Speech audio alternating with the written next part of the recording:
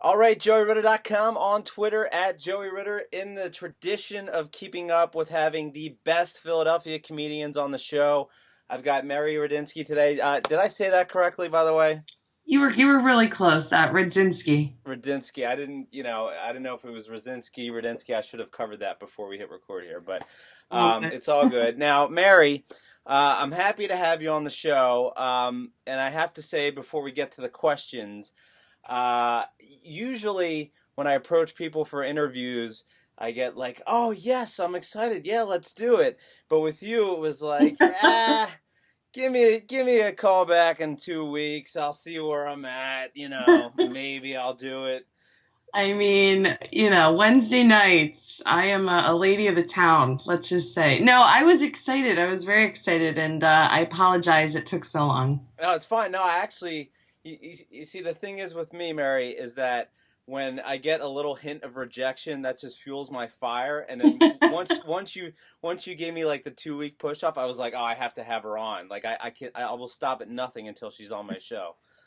It's yeah, laws of attraction. I just read the game, so I was trying to lure you in. Yeah, and it worked. Now, we are connected on Facebook, and I have to say, your status updates are fantastic. I mean, Thank you. so they're almost too good in a sense. So I'm wondering, do you have like a arsenal of status updates that that you already wrote and you just kind of sprinkle them, or they spur of the moment? It's funny. They're spur of the moment. I think I'm a little more liberal on Twitter, so I'll try them on Twitter, and then if it looks like there was some good feedback, I'll throw them onto Facebook. Okay. See, a lot of comedians, they post the same thing at the same time, and some Yeah, people are different on Twitter, but you use yeah, Twitter as like your playground first, and then bring it over to Facebook. yeah. It's kind of my litmus. I try to make it look like it just appeared on Facebook, also, but yeah, it's calculated. All right. Well, that's good. Now, tell me about your stuttering problem as a child. Yeah, made me the woman that I am today. Yeah, had a good year or two of having a hard time getting the words out, and Now, I what don't what think age are we talking?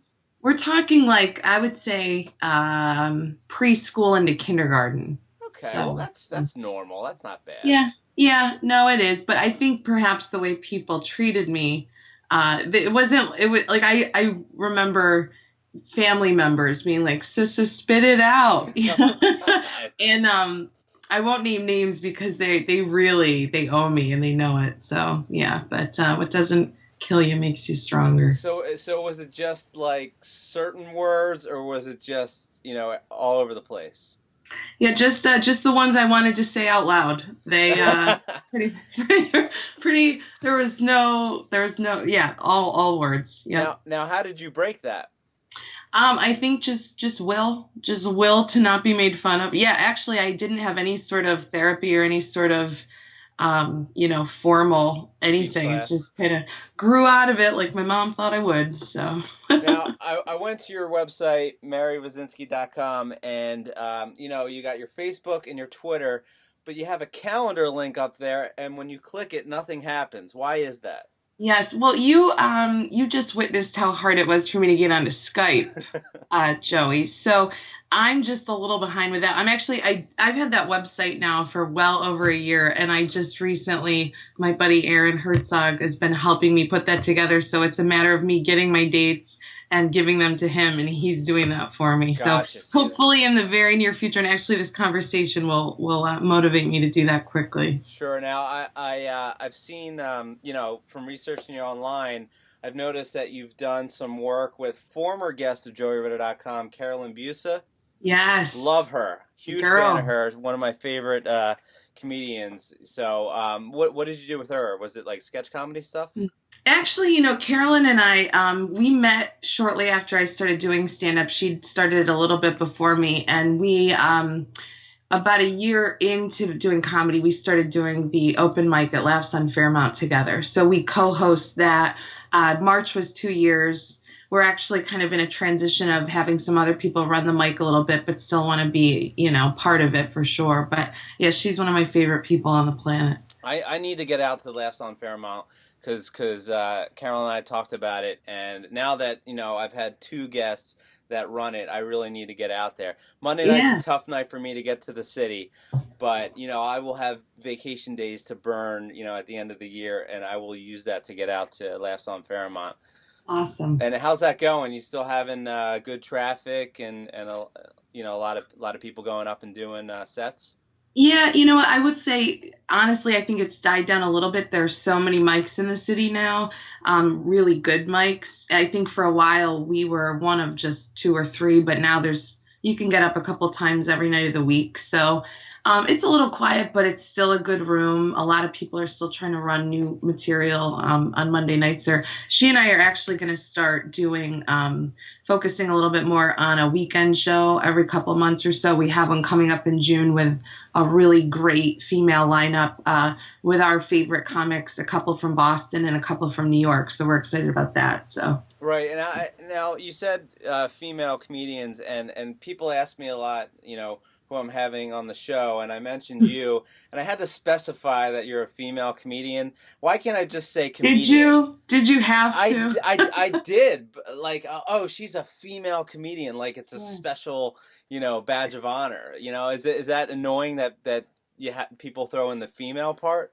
I mean, yeah. I mean, it is a little. I feel like, I'm just a comedian. I happen to be female. I think, no, it's fine though. I think that definitely happens.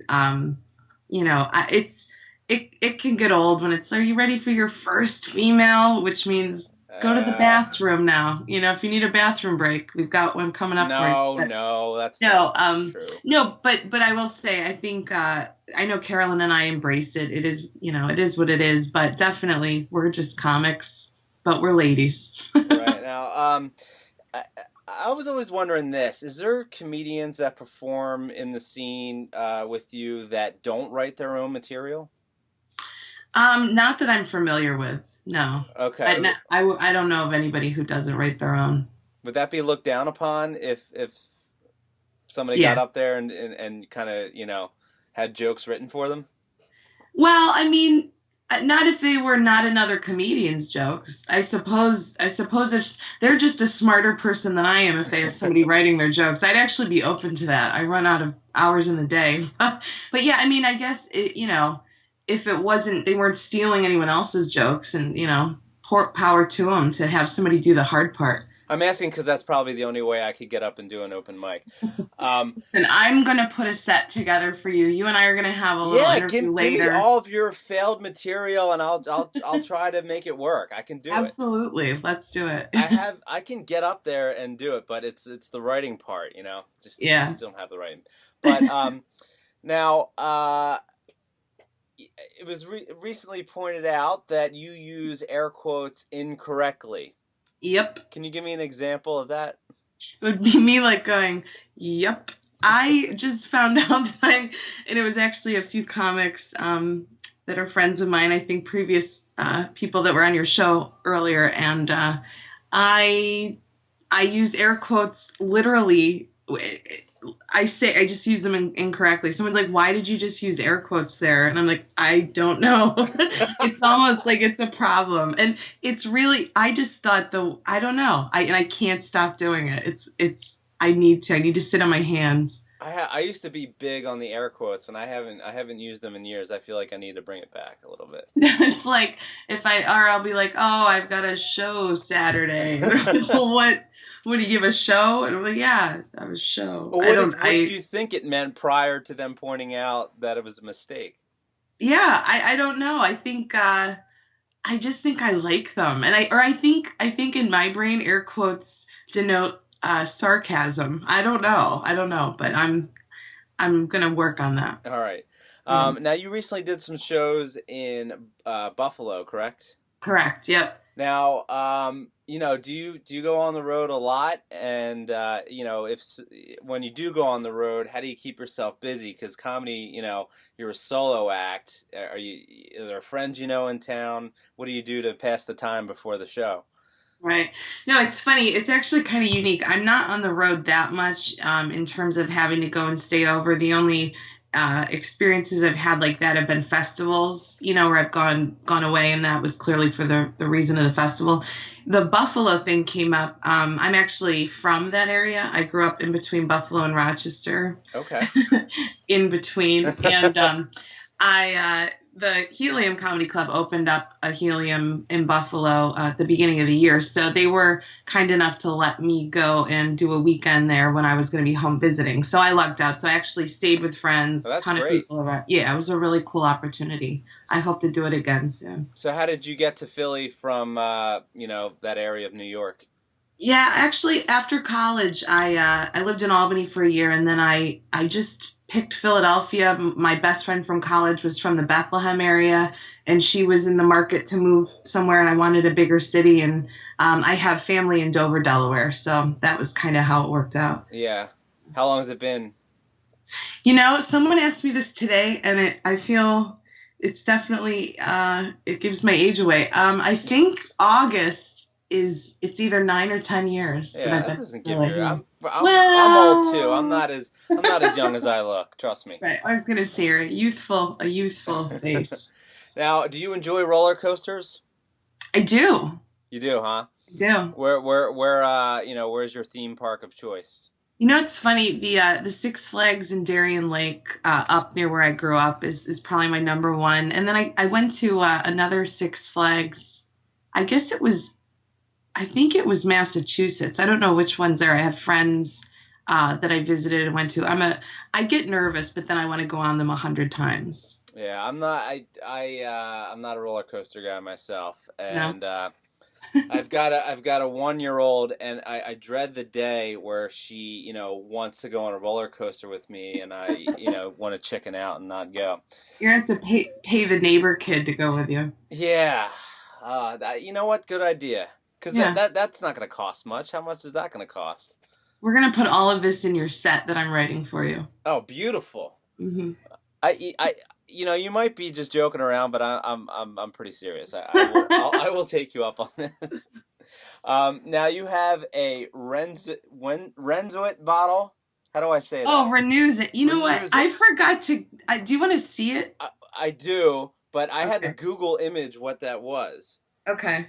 Did you find it? What'd you find? Yeah, it's like an air freshener thing. I mean, I know exactly what it is, Yeah. but over the email you said that you got one of those air freshener things, and it has a picture of a penis on it, and it's one of your most prized possessions.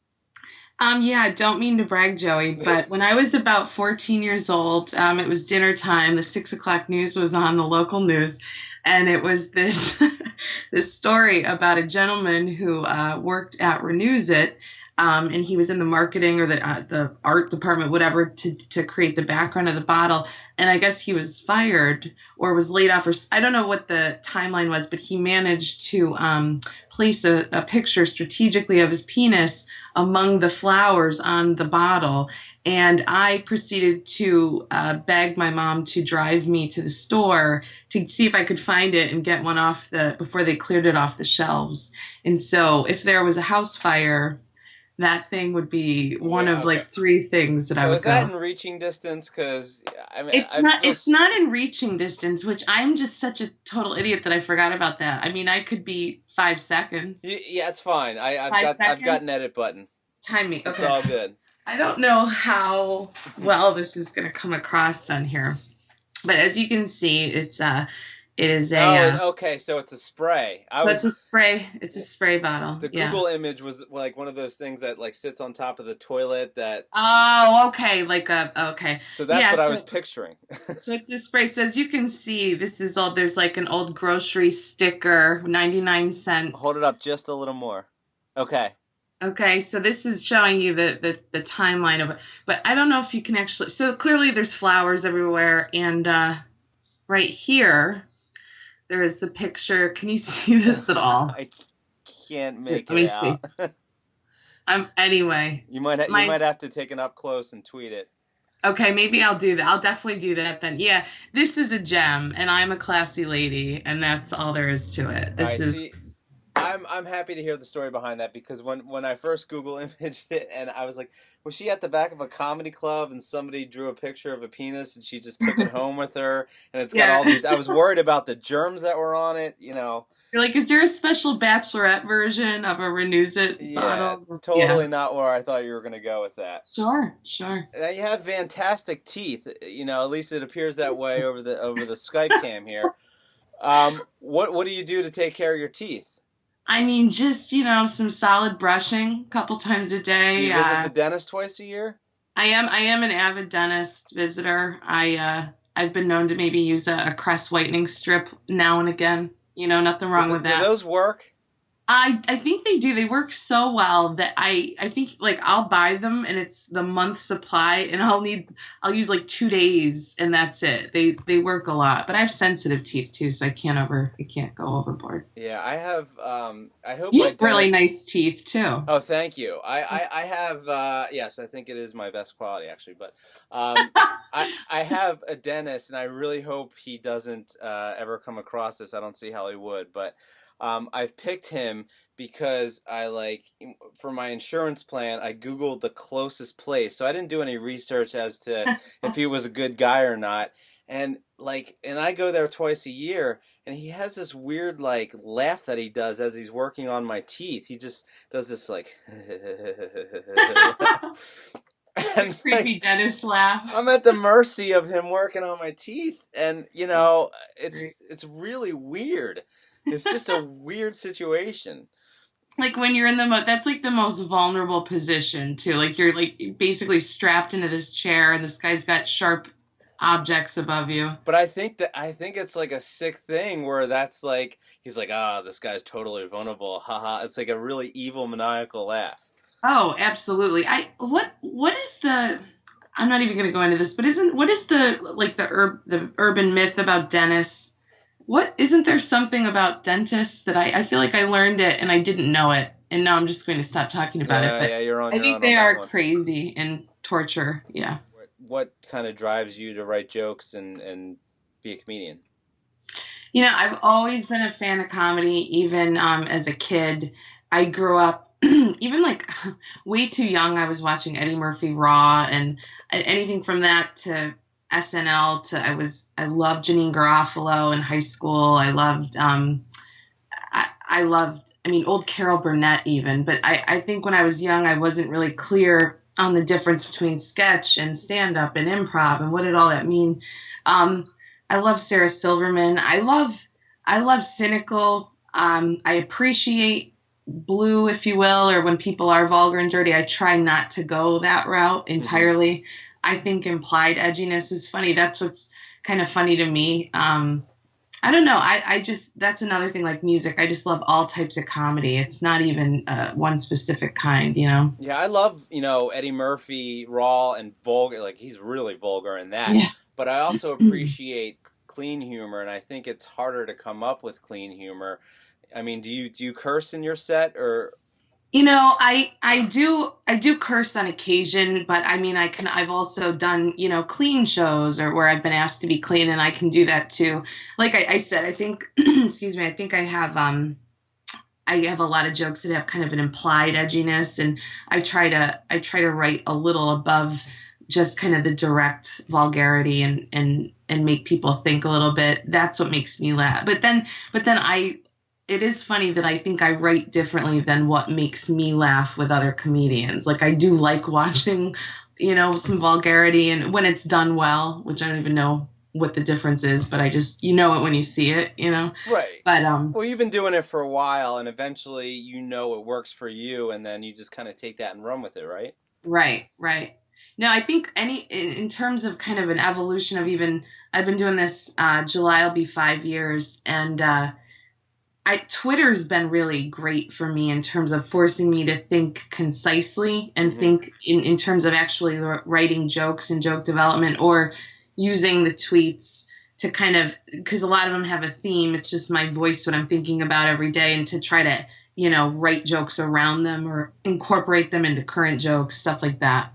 Twitter is great. I mean, it's by Yeah. far my favorite of the social mediums, and just from this show, trying to grow, the audience and rope new people in, and try to connect with people who I'm interviewing, their fans before the interview goes up, and Right. trying to involve people like, hey, if you have questions for this person. And then I did an episode actually that I put up this week where I just interviewed 5 Twitter followers. I just sent one tweet and I said, Oh, hey, that's awesome. if you want to do the show, let me know. And then, 7 people responded, and it's hard enough to coordinate a time to do it, but I did 5-minute interviews, and it was just random, like, hey, you tweeted on April 8th that you need to buy shorts. Have you bought those shorts yet? And that's awesome. I love that idea, though. I love that. That's so cool. It was definitely an exercise in conversation, I'll tell you that. But so plug your Twitter. It's Mary Radzinski. Yep. Yeah. At Mary Radzinski. And on Facebook as well. Same. Yeah. Yeah. So I appreciate you so much for doing the show. And now, what's the best way for people to find out where you're playing? You know what? The MaryRadzinski.com will be updated very soon with dates. And again, I'm glad you brought that up because my head's in the clouds. So that would probably be one thing if we look maybe a month out. Even just Facebook, I have dates on Facebook. Anybody wants to hit me up on Facebook. And usually like the Helium gigs and stuff like that, I'll be there the end of the month again. I'll have on Twitter also. Great. I love Helium. Hey, Mary, thanks so much for doing this. I appreciate it. Hey, thank you so much. And thanks for walking me through how to Skype, Joey. Absolutely. I am no longer a virgin. I appreciate it. No problem. Thanks again. Talk to you. All right.